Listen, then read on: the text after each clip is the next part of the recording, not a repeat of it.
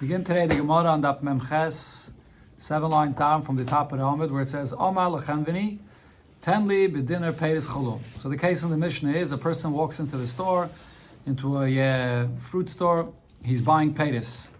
And he got the peiris from the storekeeper, and now the storekeeper says to him, so now give me the dinner, give me the money, that payment for the fruits I gave you. And the customer says, I already paid you. So the Tanakama in the Mishnah says that this customer is going to have to swear that he actually paid the money already. This is similar to the concept of a Shavuos Heses. When a person is Kaifer HaKail, he claims, I gave you the money already, denies the whole thing. But the Mishnah says he has to swear that he gave that money. Then the Mishnah brought Rabbi Yehuda says that in such a case, he does not have to swear. He's trusted that he gave the money because the derech is the storekeeper would not give the fruits unless he already paid the money first. Usually you pay first and then you get your fruits. So we have a chazaka. There's a strong svara chazaka to say that he already gave that money, so he doesn't have to swear. That's the case of the Mishnah. So on this the Gemara brings a brayse. Tanya Amar Rabbi Yehuda. Rabbi Yehuda explained, Eimesai, when would I agree to the Tanakama that it would be necessary for the customer to swear that he already paid? If the peiris are not yet completely in the possession of the customer, the peiris are sitting there in a pile, and both of them are arguing about this. The customer says, I already paid for it, and let me take my fruits home. And the storekeeper says, you didn't pay for it yet. Now, the case, even in this case, the case here is that the storekeeper agrees to the fact that he did make a kinyan on it, meaning he made whatever kinyan it is, hakbah. He made a physical kinyan on it, but it's still not completely in his possession. It's still, the peiris are sitting there in front of them. And not as an argument, if he paid already, in this case, Rabbi Yehuda says, I would agree that he has to swear that that he paid for it already. If, however, the customer already has the peiris, he put it in his bag and he has it on his back and he has it completely in his possession. It's not sitting in a pile in front of them. In such a case, I say,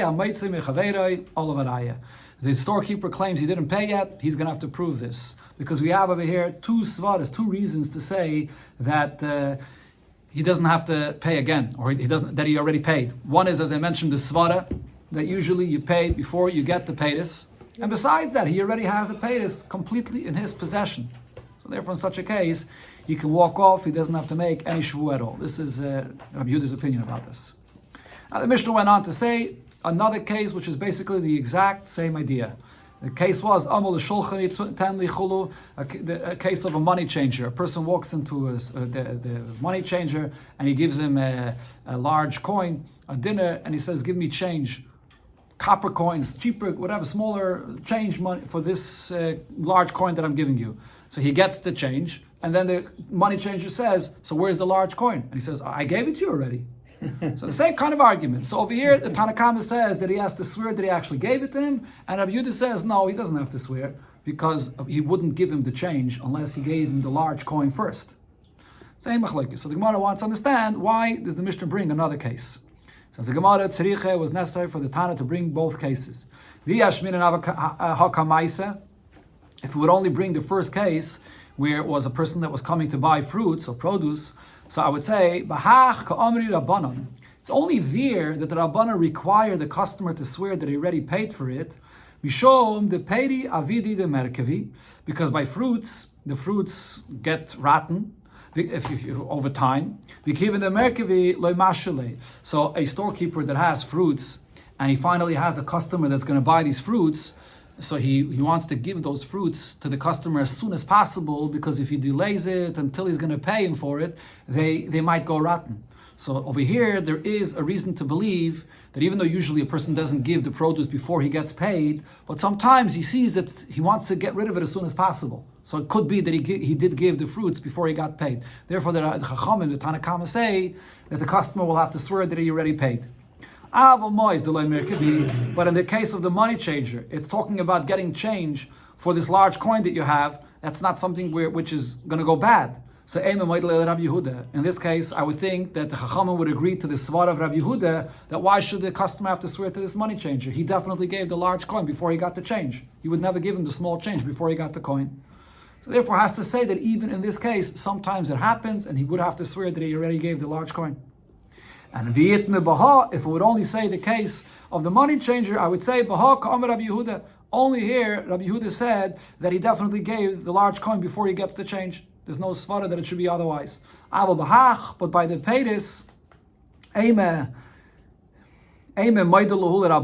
but by the case before, I would say that he agrees to the Rabbanan, because over there it is possible that he gave him the fruits before they got the money, because as the Gemara said, the svara, because it goes rotten. So tzriche, therefore it has to say both cases.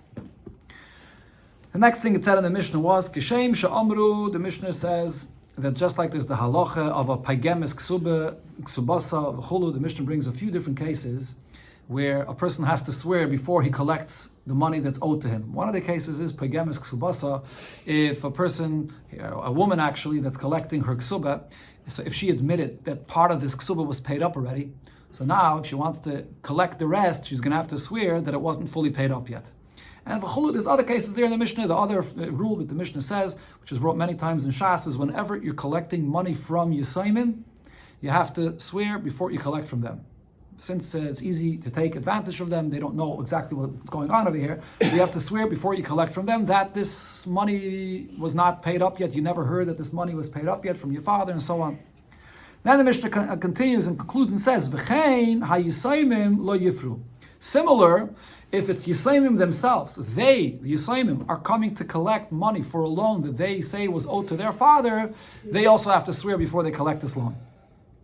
Okay, so the Gemara explains what this case is, and this was already brought in the previous daf. Miman, from who are these Yisayimim collecting this loan, that the Mishnah is saying that they have to swear before they collect. If you're going to say that these Yisayimim are coming to collect from the borrower himself that's still alive, why would they have to swear before they collect from him? Their father could come and collect the loan from the borrower without any shvua. Yet we're talking about a case where there's a star here. They come here, they have a star that this money is owed, you can collect without any shvua. So now these Yisayimim, they have to make a shvua before they collect from the borrower himself. Why should they have to make a shvua? Yisayimim don't have any less of a power than the father. The rule always is Bezdin Tainas for the Yisayimim, for whatever the father could have said. So the Yisayimim should not be in a compromised position where people could take advantage of them. So answers the Gemara Hachikama. The pshat of the Mishnah is as follows: V'chein ha'Yisayimim min ha'Yisayimim. Yisayimim that are coming to collect their loan from other Yisayimim. Right, so that's actually one of the examples of the cases that the Mishnah spoke about before. The Mishnah mentioned before that when you collect from Yisayimim, you must make a shvua. Or it's really not only this case. The Yishayim say any of the other cases that the Mishnah mentioned before, that when you collect, you have to collect with a shvua. So now, the same applies to Yisayimim as well. When Yisayimim are coming to collect from somebody, in this case, the Gemara brings the example, they're coming to collect from Yisayimim, where you usually have to swear when you collect from them, lo yiparu ela b'shvua. So the Yisayimim, just like their father, would have to swear if the father was collecting from the Yisayimim of the borrower, so too the Yisayimim of the Malva, of the lender, if they want to collect, they also have to make a shvua as well. That's what the Mishnah meant to say. Okay, now this, the Gemara explains that Rav and Shmuel, the Amri Tarvayu, Rav and Shmuel both explained that Lo Yishanu, this halacha is on that they have the ability to collect, that these Yisayimim of the lender have the ability to collect this loan if they will swear, like their father that would have to swear. So this is only true Ella Shemeis Malva B'chayi Loiva. If the Malva died when the Loiva was still alive. So actually what Rav and Shmuel are saying is that only if the case over here is that their father was not alive, that the father, the lender, would have to swear to collect the money from the Loiva. The Malva died before that. The Yisayimim of the lender became Yisayimim before the children of the borrower became Yisayimim.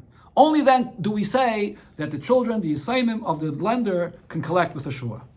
Aval meis loive b'chayim malve. But if it happened the opposite, that first the borrower dies, and now they're Yisayimim, and the malva himself, if he would want to collect from those Yisayimim, he would have to swear to collect from them. So then, kvar neschayev malva lebnei loiv shvua.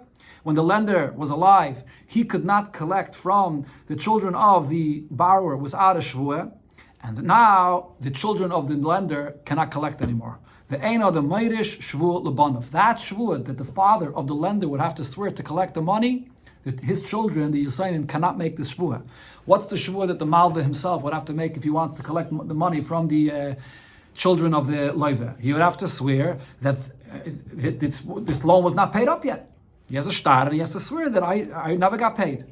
Now his children cannot make that Shvuah because his children don't know.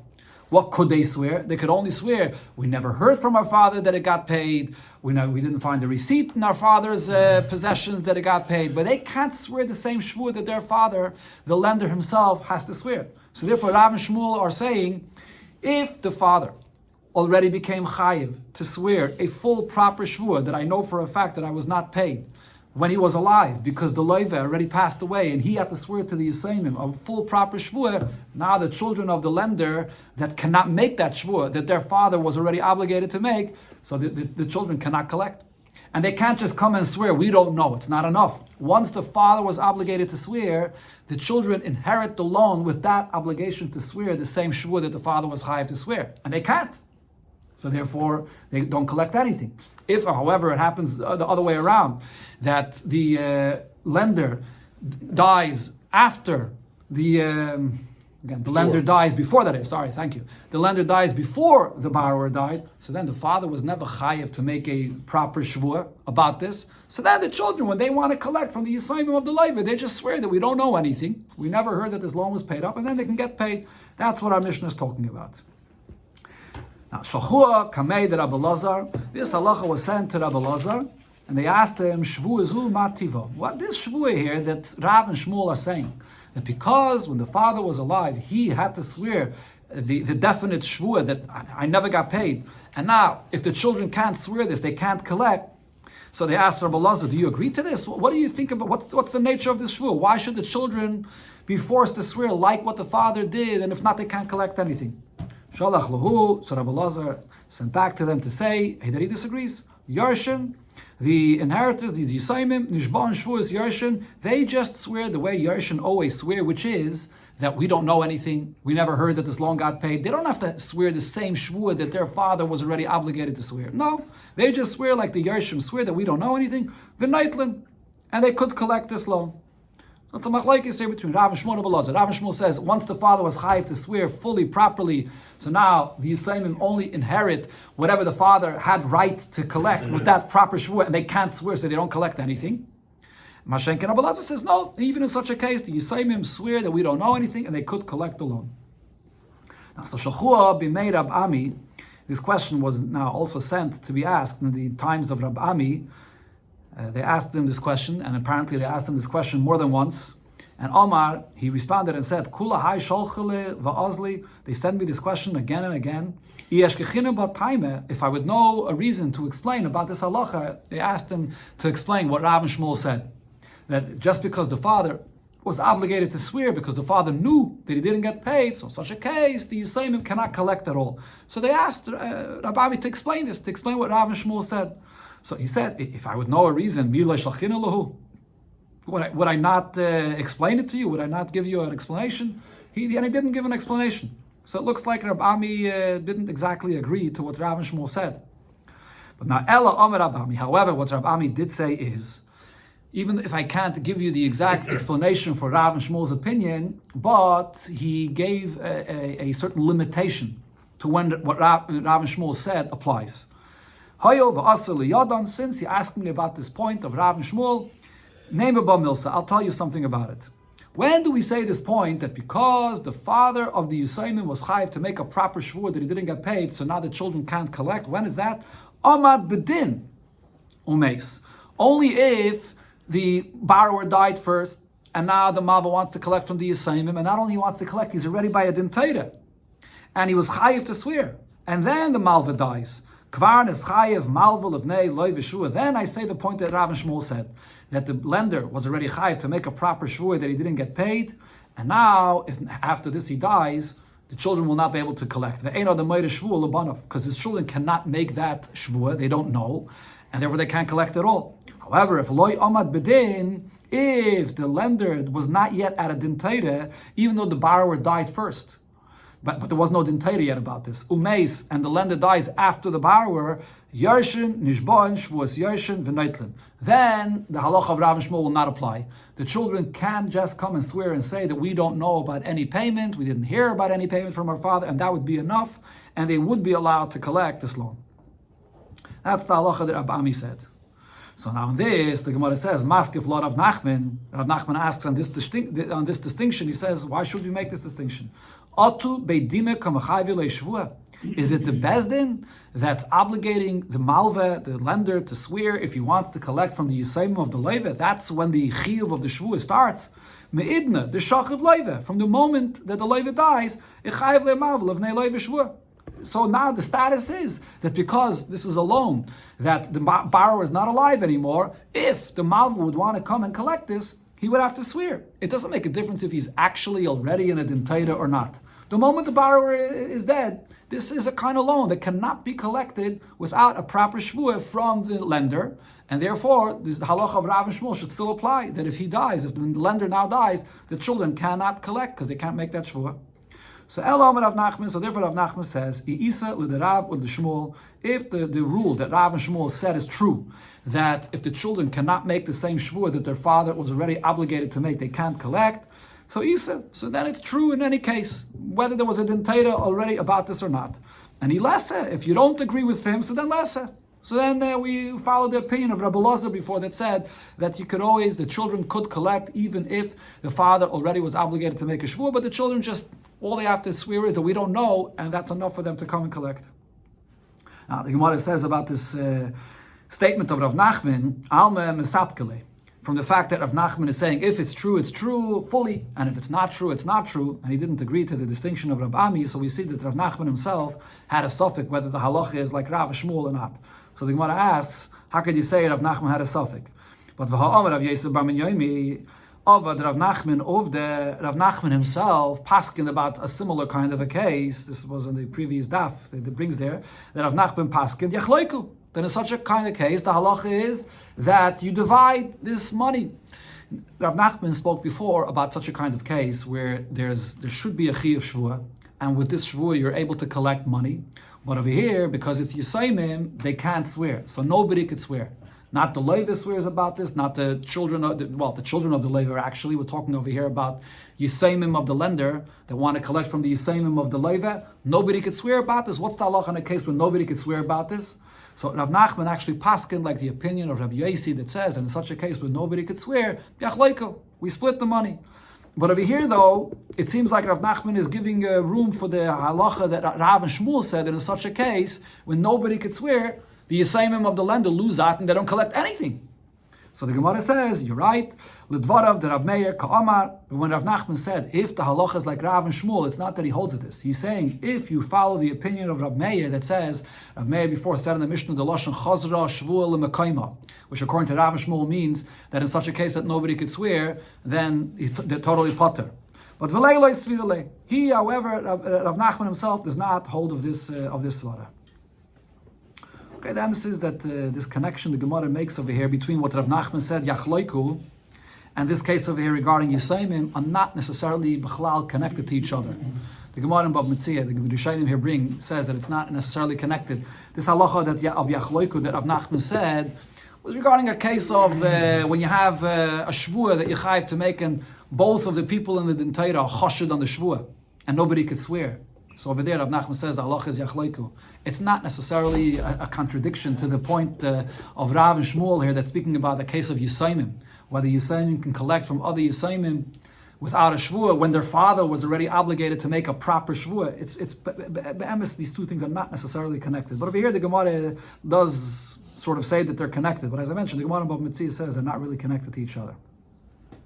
Okay, but now the Gemara here is going to bring different questions from different Mishnayos and Ksubis, questions on the point of Rav and Shmuel. Again, the point that Rav and Shmuel says is, once the father was chayiv to make a proper shvuah to collect from Yisayimim, when that father dies, now the children of this lender cannot make any shvuah anymore to collect. So on this Masa Rav Aishia asked, the Mishnah in Ksubis says, Mesa, here it's regarding a woman that has a ksubah to collect.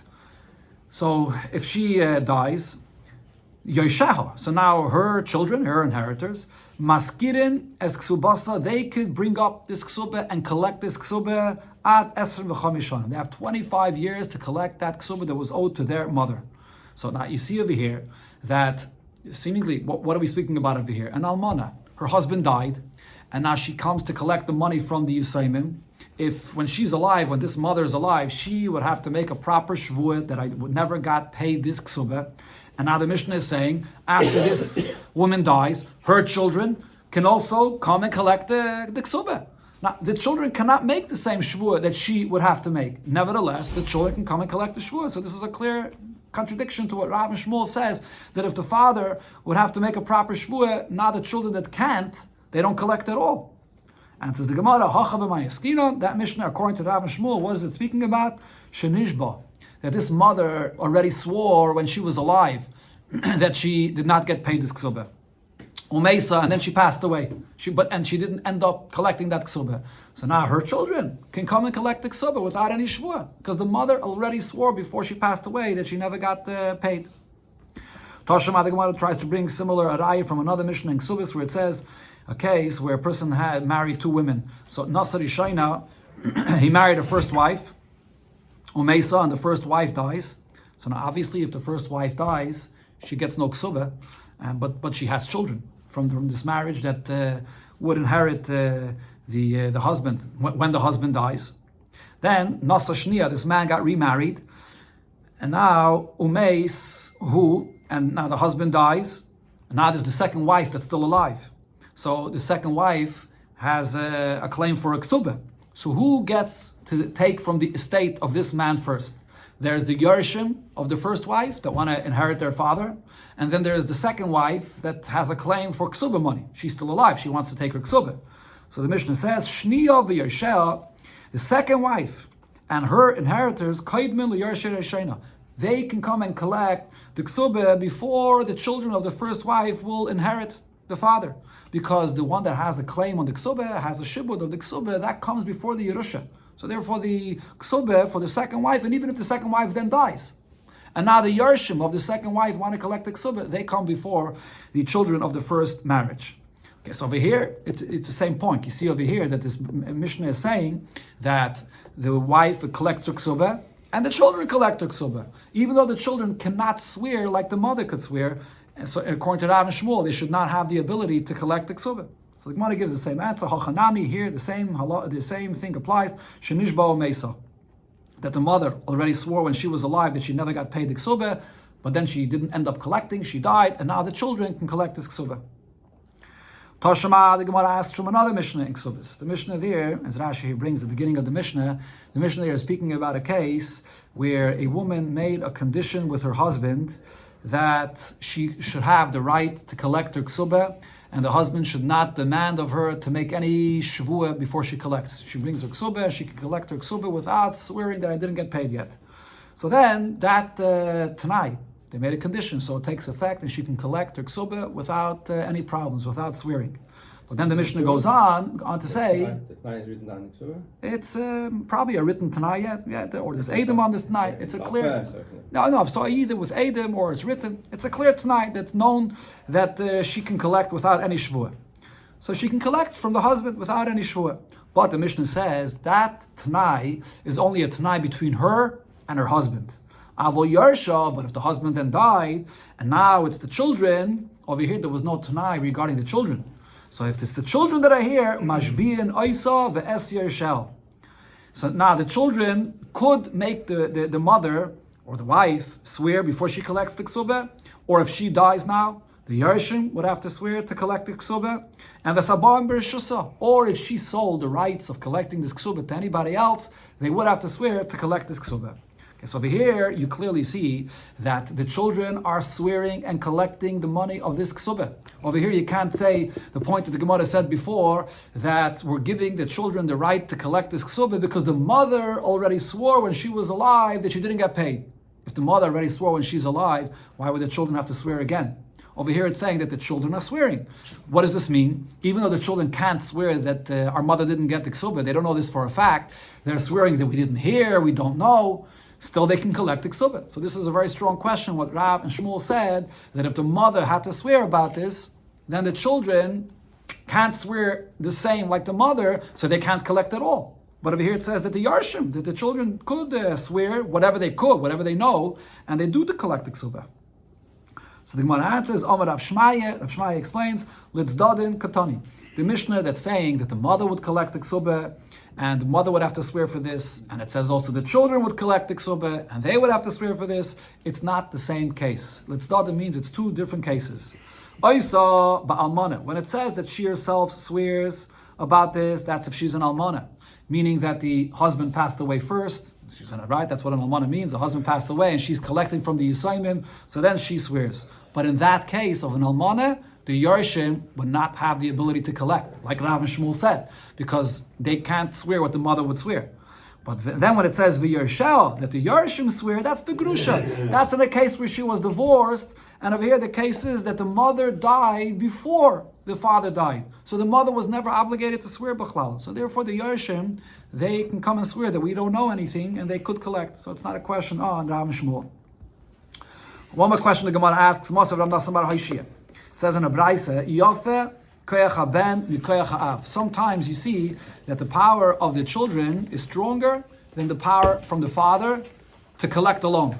Why? Shahaben goyve, a son can collect a loan, bein b'shvuah, he would have to swear in order to collect this loan, and bein shaloi b'shvuah. Or sometimes he collects without a loan. So we're talking very about a loan, as Rashi says, that is with a shtar. They have a shtar to collect this loan. Sometimes they would have to swear to collect.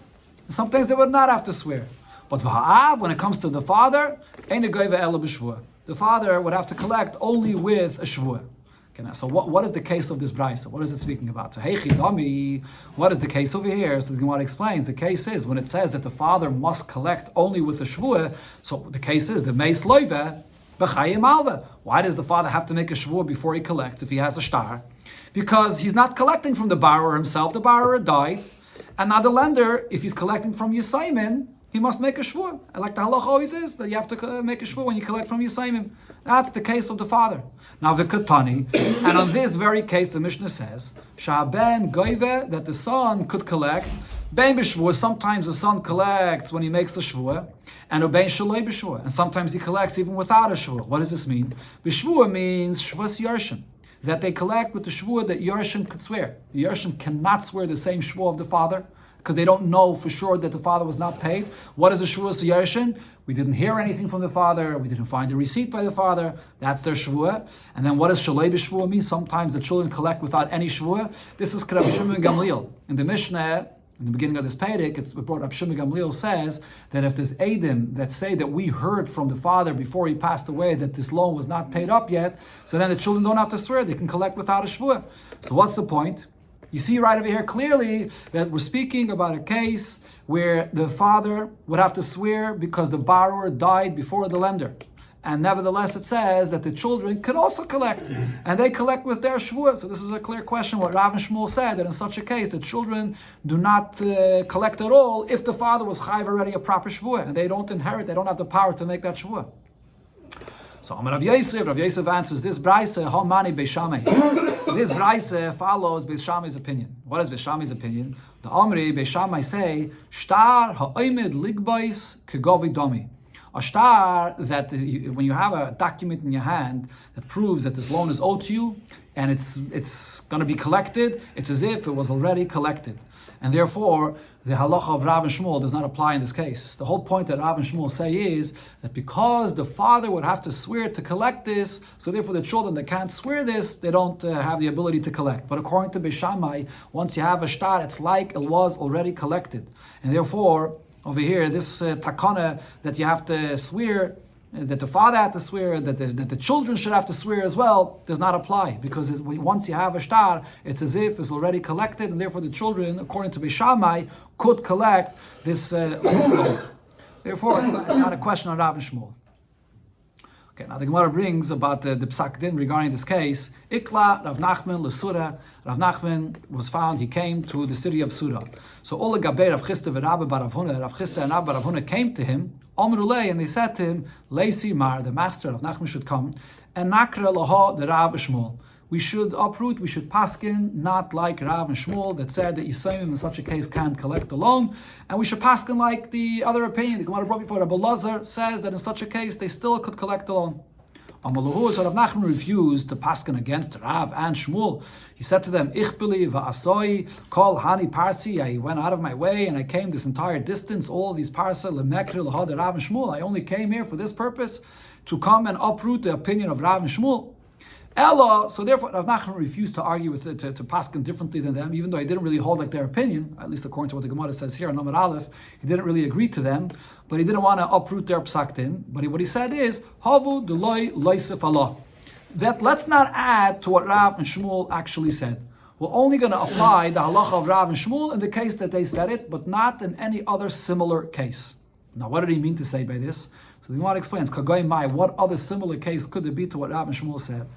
So the Rav Papa said, Hapoigim eshtare, in a case where someone admits that part of this document that he had was paid up already, and in such a case, when you poigim the star, if you want to collect with the star, you have to swear before you collect. That was the case the Gemara brought on Amar Aleph by a woman, Hapoigim ksubasa, that once you admit that part of it was paid up, you only can collect with it if you swear. And now now this person dies. So now the father, when he was alive, he would have to swear before he collects. Yarshin nishban shvuas yarshin v'noitlin. Nevertheless, the children that cannot swear the same shvuah of the father, they don't know. They could swear what a Yiddish swears that we don't know, we never heard of anything being paid, and they could collect. So this is the case where we say that we're not going to add to what Rav Shmuel said. Rav Shmuel said the halacha if benegeh to a father that wanted to collect from Yisayim. And when a father wanted to collect from Yisayim, he would have to make a proper shvuah. So now the children, when we want to collect from those Yisayim, they can't.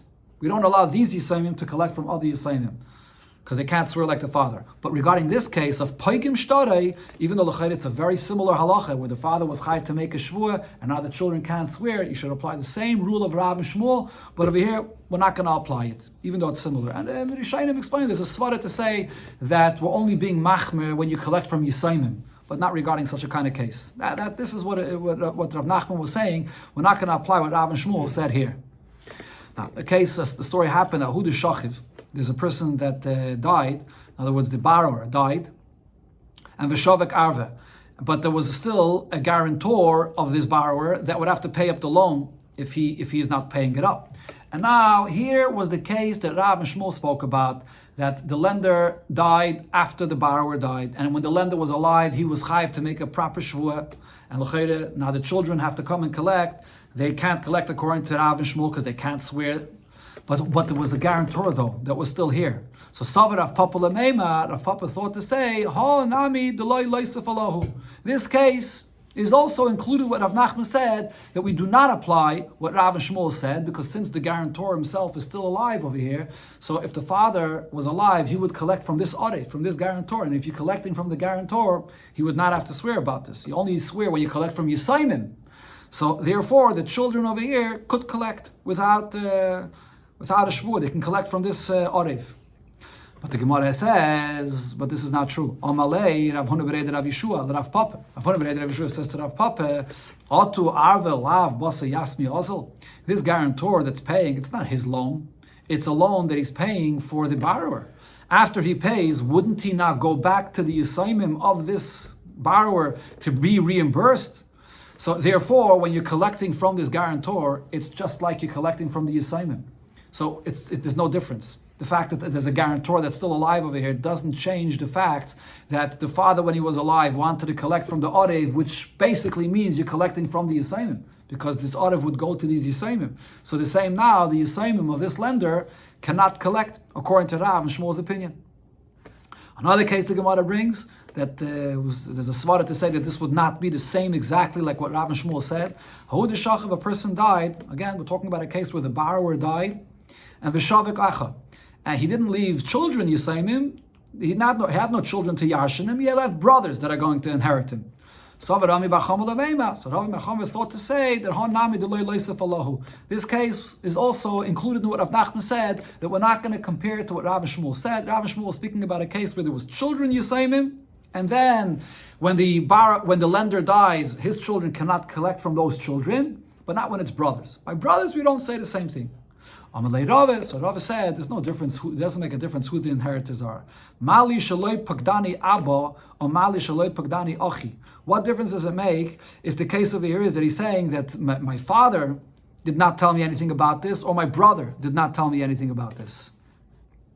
Okay, so let me just correct the pshat in this case that I just explained over here. It's from what the Gemara is saying. I see the Gemara is talking about a case where the lender that died, his inheritors were not children, but his inheritors were brothers, right? So now the Gemara thought to say regarding the lender, only if it's his children, so then they cannot collect if they can't swear.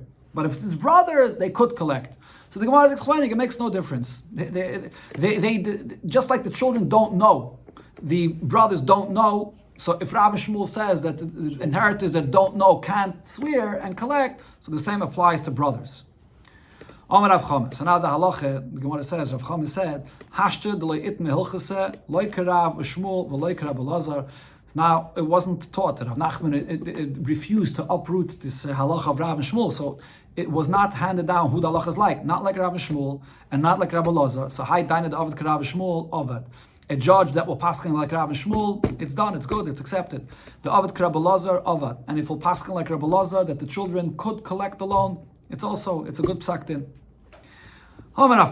So therefore Rav Papa says, Hai Shtar de Yasmi, so this shtar that Yisayimim have to collect from other Yisayimim in this kind of case, when their father was chayiv to swear, in this case where Rav and Shmuel and Rabbi Elazar argued about this, what do we do with the shtar? Loi mikra karinale, we're not going to tear this shtar, but v'loi agboya makbinin bei, we're not going to collect with it either. Agboya loi makbinin bei, we're not going to collect with this shtar, dilme sviralan karav Shmuel. Maybe we hold like Rav and Shmuel that these Yisayimim have no right to collect with this shtar. Or mikra like karinale, but at the same time we're not going to tear the shtar either, because the high daina David Rabbi Elazar Avad. If a judge will come along and paskin like Rabbi Elazar and allow them to collect with the shtar, the psak then will be accepted. So therefore we leave the shtar. So the Gemara brings a case that happened. Ahu Daina, there was a story with a Dayan, the Avad Rabbi Elazar, he actually paskin like Rabbi Elazar. Havat Sorbim Rabbana b'Masei. So there was a Talmud Chacham in the city. Amalei, he says to this judge that paskin like Rabbi Elazar, he allowed the Yisayimim to collect. I see in Igrisim and Marava, I'll bring you a letter from the west, from Eretz Yisrael, the less Hilchas Rabbi Elazar, that we don't paskin like Rabbi Elazar. So Amalei, this judge said, Lichitaisi, when you bring me this letter, so then I'll take back my ruling. So Asla Kamed Rav Chama, this Talmud Chacham came to Rav Chama and asked him about this. Amalei, and Rav Chama said to him, like the Gemara just quoted before from Rav Chama, that Hai Daine the Ovid Rabbi Elazar Ovid, and that if a judge paskins like Rabbi Elazar, the psak din is accepted. Going back to what it said in the Mishnah, the Mishnah gave a list of cases of people that have to swear even if there's no taina against them. That's what the Mishnah simply says. So the Gemara clarifies, Atu b'shuftani askinon. Are we speaking about fools? A person would swear about something if there's nobody that has any taina against him. Why would he swear about this? So the Gemara explains, this is what the Mishnah means to say, ve'elu nishbain shalei b'taina's body. These are people that have to swear even if there is no definite claim against them. Ela b'tainas shema, even if there's a suspicion, a shema, maybe you stole money from me. And what are those cases? The Mishnah brings hashutfe and v'ha'arisin, and a case of partners that are splitting their partnership, or harisin by workers. So even if one partner accuses the other partner, I'm suspicious, I think you may have stolen money from me. Or the employer is suspicious of his worker that he may have taken some produce for himself. Even if it's just a suspicion, they're obligated to swear, because in such a case, the Gemara explains right now why. We'll see. Okay, so this is two examples. The Gemara, the Mishnah there brings other examples also. If it's a wife that's a caretaker, or brothers, and there's one brother that's taking care of the whole inheritance. So even if there's only a taina shema, you have to swear. So Tana, we learned in a Braise, Ben Bayis. In the Mishnah, it also mentions a Ben Bayis. If there's one man in the house that he is taking care of things, and he's being accused that he stole something, he also has to swear. So the Braise explains this: Ben Bayis Amru, it doesn't just simply mean somebody that comes in and out in the house where you have all these things. So just the fact that he comes in and out is not enough of a reason that we should accuse him that he stole something. It means more of a manager. Let's say one brother that's a manager of the assets that all the brothers now inherited, and he's taking care, he brings in workers, and he hires and fires. Or machnas leiperis, or moitzi leiperis, he brings in the fruits, takes out the fruits. So here, that's the case where we say that there's a suspicion, there could be a suspicion that he stole for himself, and he would have to swear even if there's no tainus body against him. And the Gemara explains what's the reason for this. So my shno hani, why are all these cases different that they swear even if there's no definite taina against him? Because these are people that are meiraheta to themselves. They say to themselves, I'm a partner, I'm a worker, I also have a Yerusha here, and they could take to themselves for themselves things that are really not theirs. So therefore Chacham were misakin that they would have to swear if they're being accused even if there's no definite claim against them. Amar Rav Yosef bar Yaimi, Amar Rav Nachman, that's only if the value of the taina, the suspicion against them is in the value of 2 kesef. Why? Because shtei kesef, as we learned in the beginning of the Perek, before, that's a case where minat Torah is the minimum amount that you swear for it. So it's only regarding this that Chachamim instituted that you have to swear. But if it's a taina less of this value, Chachamim didn't institute this. Says the Gemara, what did it say here? Keman, according to whose opinion is this? Kishmul. This is like Shmuel's opinion. If you remember, we had before in the Gemara, this minimum amount of shtei kesef, what does that go on? Does that go on the original claim that has to be 2 kesef? Or does it go on what's being denied? Not only the original claim, but the minimum of what's being denied has to be shtei kesef. So here, Rav Nachman said that what the original claim has to be 2 kesef. It sounds like, but what's denied could be even less. So the Gemara asks, but we already brought earlier in the Masechta a braisa that proves that Rav is right, that even the what you deny has to be shtei kesef. So the Gemara clarifies, amen. So no, what Rav Nachman meant to say is kfiras taina kerav, that the kfira has to be 2 kesef, like Rav's opinion. Okay. Then the Mishnah said, Chol kashutvan va'arisen, after these partners already split, or the workers are not working anymore. So now one that was previously a partner cannot say that I want you to swear for me for this that we were once partners and I suspect you for stealing from me then. That's too late. It has to be when they're still partners or b'shas ma'isa when they're splitting up. But later on, it's already too late.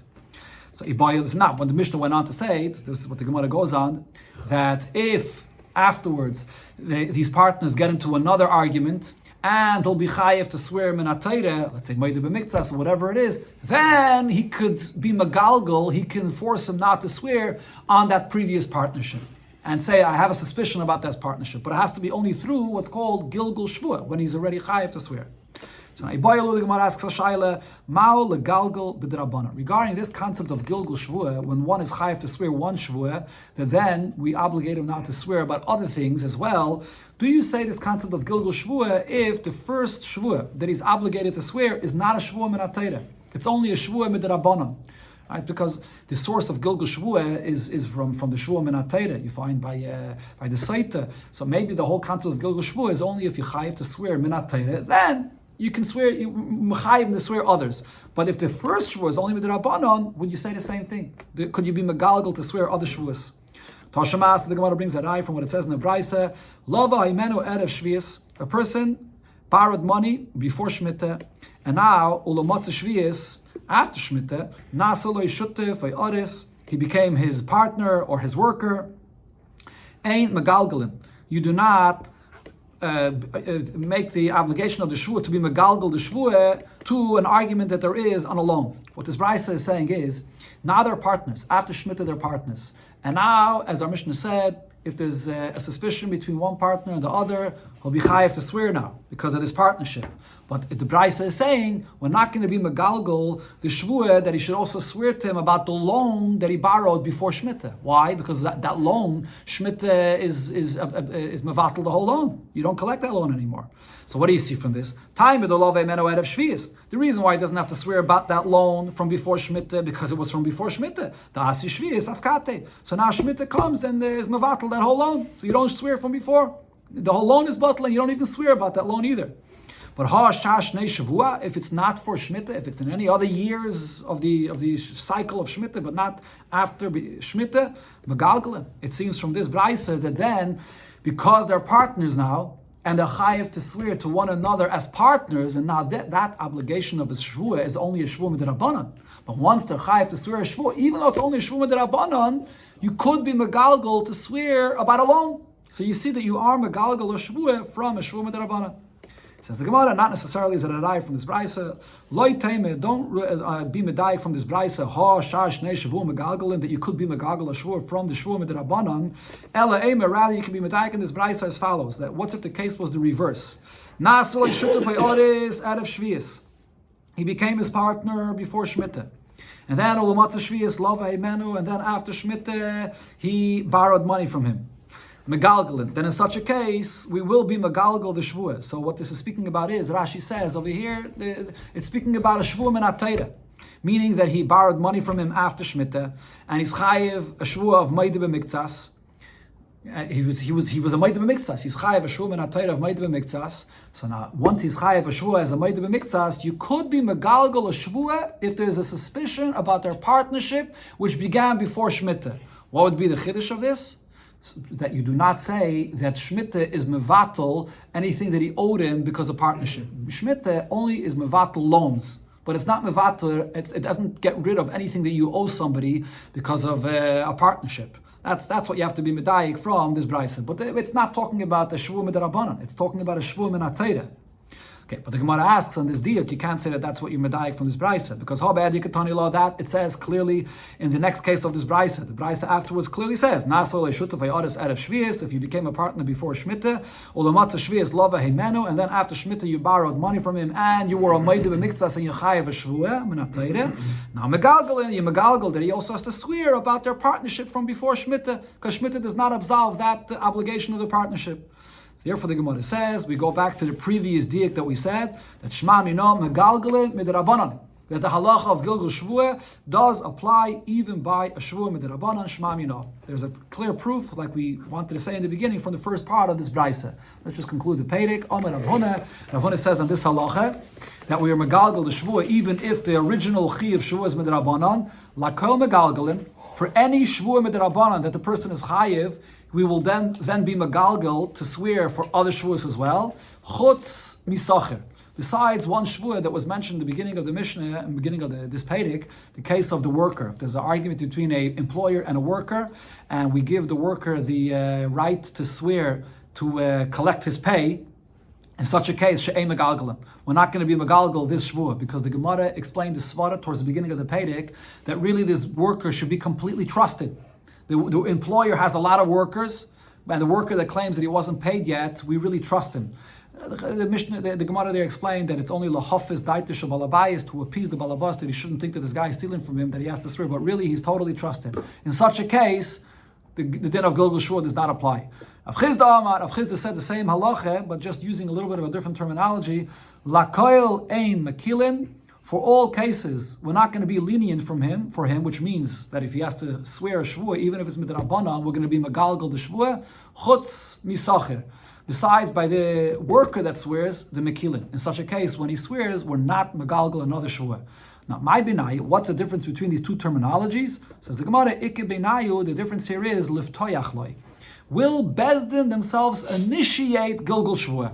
In the lashon of megalgalin means Bezdin initiates this concept of Gilgal Shvuah. If he's chayiv one shvuah, Bezdin will say, swear anything else that this person has a suspicion on you, or any other case that you would be chayiv.